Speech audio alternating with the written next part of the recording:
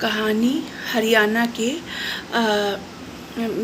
भिवानी के लोहारू सिंघानी गांव की है कि कैसे मतलब कि एक लड़की का पोस्टमार्टम हुआ।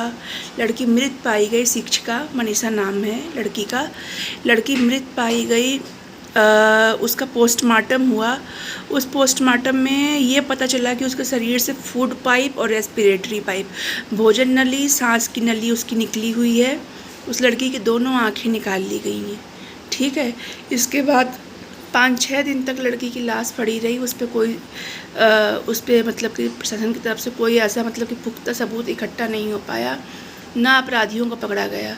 अब दोबारा से फिर से उस पोस्टमार्टम रिपोर्ट को जब चेक करवाया गया तो उस रिपोर्ट में ये पाया गया कि वो लड़की जो है उसकी मौत जहर खाने से हुई है।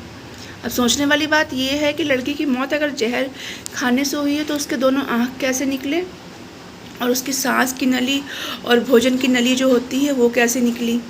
ठीक है। उसके परिजनों ने कहा था कि उन्हें शक है कि शायद उसको तेजाब से जलाने की कोशिश की गई, लेकिन उसके बालों से भी किसी फॉरेंसिक जांच में, उसके बालों की फॉरेंसिक जांच में किसी भी प्रकार के तेजाब की या किसी भी केमिकल की पुष्टि नहीं की गई।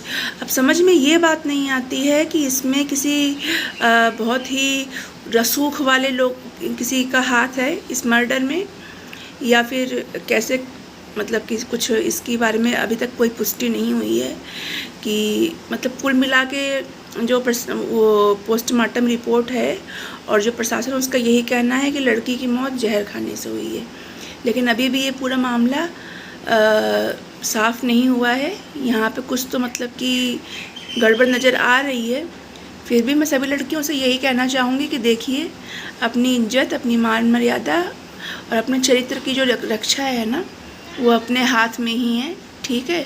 अगर आपके माँ बाप आपको कहीं, आपके मम्मी पापा कहीं बाहर आपको भेजते हैं तो वो बहुत सोच समझ के भेजते हैं। आप कभी भी उनके विश्वास और उनके जो उनका आपके प्रति जो प्रेम है उसके साथ आप कभी भी धोखा मत करिएगा, और अपने चरित्र की और अपने जो मर्यादा, मान सम्मान की रक्षा खुद करिए।